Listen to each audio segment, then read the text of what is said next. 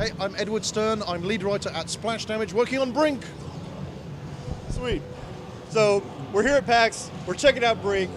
We're all about tactical gaming, and looks like we just found the next tactical gaming title for Urgent Fury.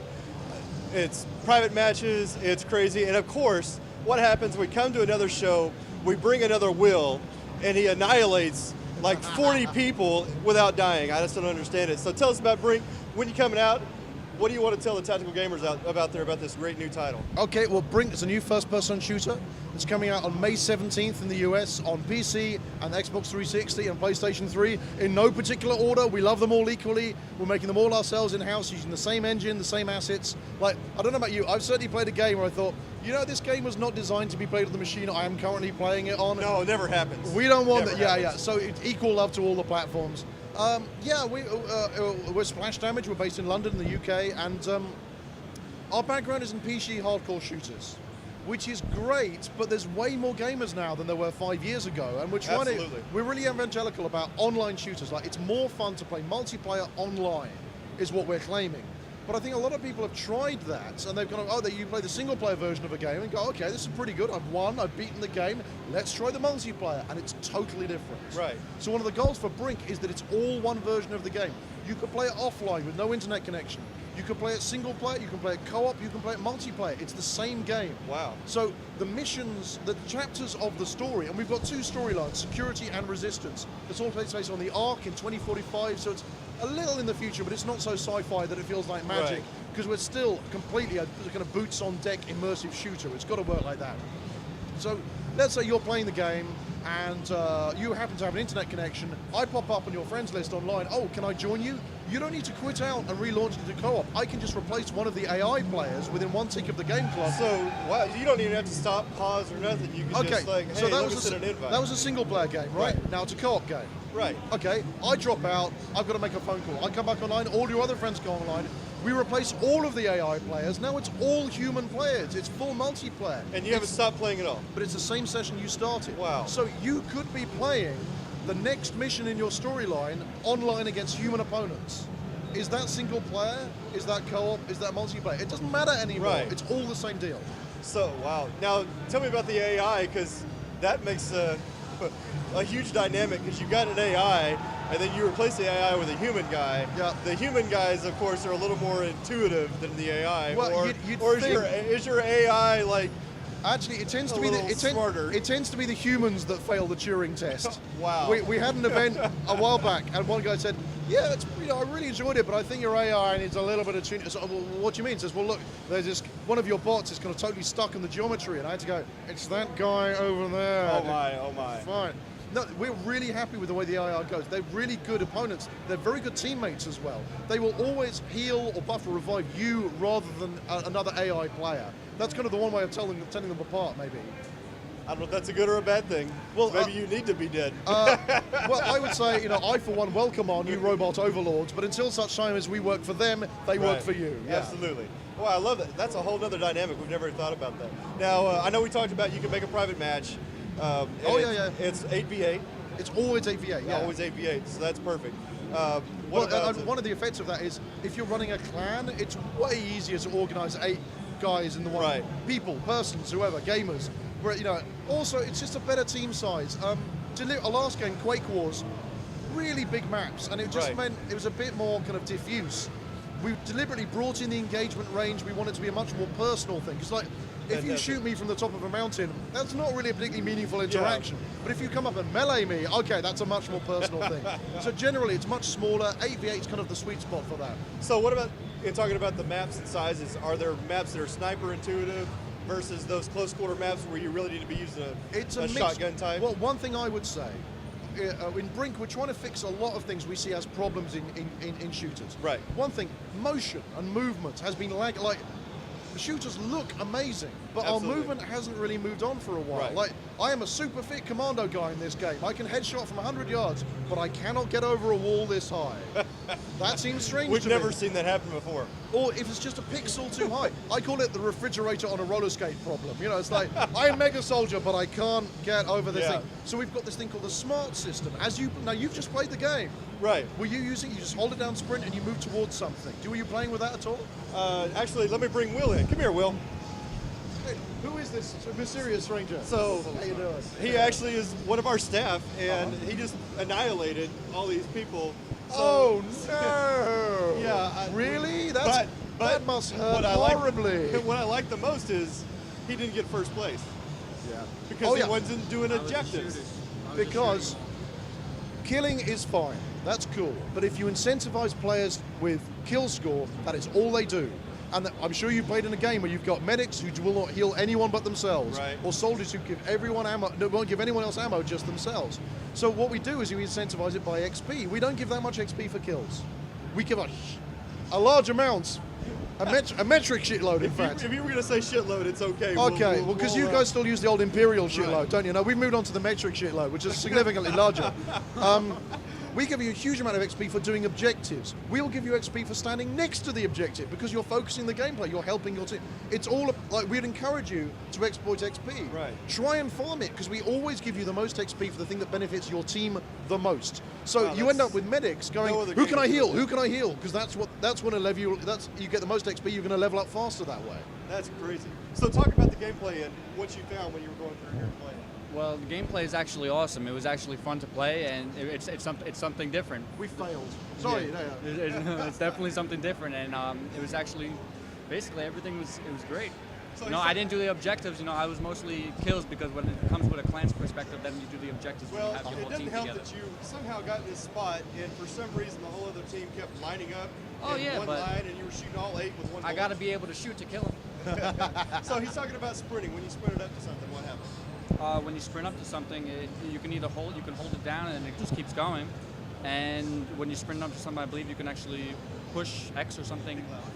Yep. You can push X and it jumps over everything. Was nice and smooth. Okay, so how long did it take? So yeah, we've got a smart system, just bound to sprint. Okay. If you hold on sprint, move towards something, if you could jump over it, you could. Yeah. How long did it take to get to grips with that? You've never played the game before, No. right? Okay, and you'd be like, so you got into the game. Yeah. How long did it take before you were incorporating it into your gameplay? Right away. Really, instant? Right away. So Okay. you didn't have to wait for nothing. No. You couldn't go get a snack. No. Couldn't go to the bathroom. No. Do you have something that you're going to be using for that?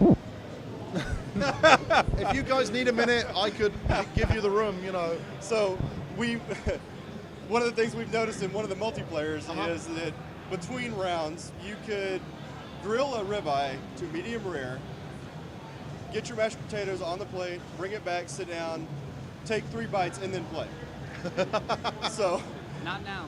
yeah, the games that I started moving my leg a little bit. It was a little. Okay. It was you know awesome. those games that you go, you turn the game on, you load up, and you play 3 rounds in your first 10 minutes is amazing. Well, we're trying to, it's all about flow. It's all about what's the most fun and just making it the right size and the right shape and the right duration. So, for instance, there's been a problem in some games, including our own, I'd have to admit. Well, like the attacking team, they're just not getting the first objective. Right. Like we've all had games like that. It's a mismatched team. You're up against a Right. better team. Right. We are not going to make you sit and try and do that first objective for half an hour because you're not enjoying it. The defending team aren't probably enjoying it that much. Right. So basically, the first 5 minutes or so, if you don't get the first objective, mission failed. Go back, rebalance your teams, try it again. But if you succeed, it's like, okay, now you've got, let's say, 15 minutes to do the next one. And So also, I get it. So when you going through and you're making your objective, it's almost like a step program. That's you right. get that first objective, then okay, we've made our first one. Oh wait, we got another one to go do. Now Also, we go into overtime. So let's say you've got 10 seconds left on the clock, and you put an explosive charge on the destruction objective. Oh, I'm sorry, that's a 40-second timer. That's not fair if the game ends there. So we go into overtime. We will let that charge go off Right. if you've planted it, or if you start hacking the hack objective, etc. So it's Fantastic. it's dynamic based on how well the game is going. Yeah. Okay, great. That's great. So in a typical match, how many objectives are you working towards? It varies. Roughly. We've got, more than 2 and less than 5 or 6. It Okay. varies. We wanted there to be as much variety as possible. So just in the map that you've just played, so that was Security Tower, and were you playing on different sides? Were you both Security or both Resistance? Let's see. I was playing and John was playing, and they were right next to each other, going against each other. You were okay, so both sides then. Yeah. So that's, let's see, that's got a destruction, that's got a hack, then that's deliver the documents, and then you've got an escort mission. That's just one map.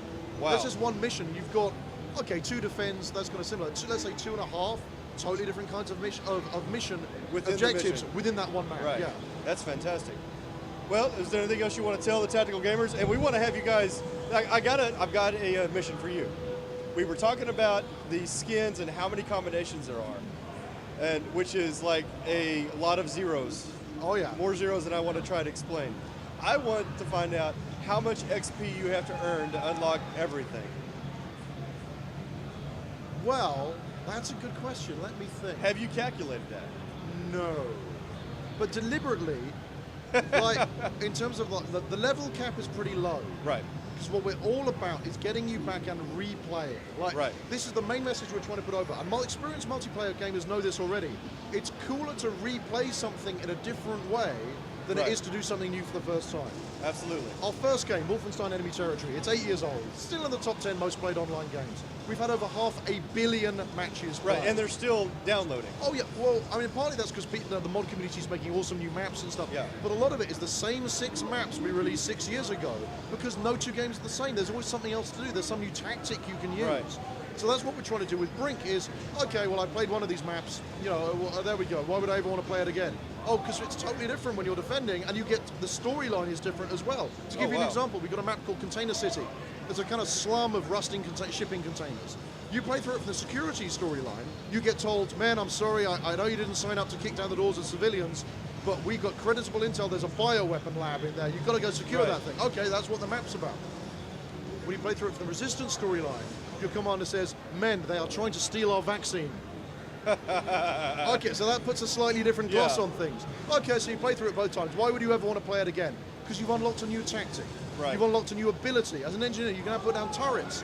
Okay, well that's really going to change the way I do stuff. Okay, so maybe I'll play it one more time. Oh wait, I've unlocked a new body type now. We've got 3 different body types in Yeah. the game. So you're the heavy body type, you've got access to much heavier weapons. You can't run as far or, you know, as fast or as far. And you've got more health. Oh, maybe I can stand in the middle of the action a bit longer. Maybe I can use a spread, like a support weapon, like a Gatling gun. Right. That's kind of awesome. That works great. Or you're the light body type. Well, you've got much less health. Much less health. The only one-shot kill in the game is as the light body type getting a headshot from one of the heavier weapons. Wow. Every other time, we want to give you the opportunity to, oh, I'm down to nearly no health. Okay, Yeah. I'm going to go behind the corner and let my health recharge. Because we just think, like, in multiplayer shooters, people spend too much time dead not playing the game. Right. Which isn't fun. So, no airstrikes, because there's no counter. No grenade spam. Grenades are on a timer, and also they're assist weapons rather than kill weapons. I'm sure you saw that when you're playing it. They do a little bit of damage. It might finish you off if you're on very low health, but basically that knocks you down and makes you vulnerable, but you can still fire when you're down. Oh, gotcha. So, I went through that. so if you grenade me and you knock me down, and you're trying to finish me off, or maybe you're running up to melee me, and you're getting bigger and bigger in my crosshairs, and I'm firing at you, and you still kill me, fair enough, you've earned that kill. But Right, it wasn't just right. like, bang, dead. Yeah, yeah. Also, we've got no sniping. Really? I would define sniping as, you've got a weapon so powerful, with such a long range, that you can kill me at a range that I cannot do a point of damage to. Right. So you're playing the game, and I'm not playing it at all. So we're turning it into a support thing. We don't hate sniping, it's an awesome skill, but we're turning it into more of a support thing. So like, oh, bang, 80% of his health gone, 70% of that guy's gone. Right. Tactical victory. If you force me to withdraw from combat, you've done your job well. Right. But I'm still playing the game. I'm going to wait, I'm going to recharge, maybe I'll find another way to get you. That's amazing. So Brink's coming out. We're going to be doing some more intel and bringing it into home for you guys. It's an amazing game. The graphics are amazing. It does not support move. I'm sorry. Oh no, we're just sticking with the conventional Sticking with controller. What Yeah. about 3D? Not as such. I'm Not afraid. as such. No. It looked 3D, but you know, it was beautiful. So check it out. Watch for more. And thank you for having us. Not at all. Thanks for coming. Appreciate it. Appreciate it. Thank you, sir. Nice one.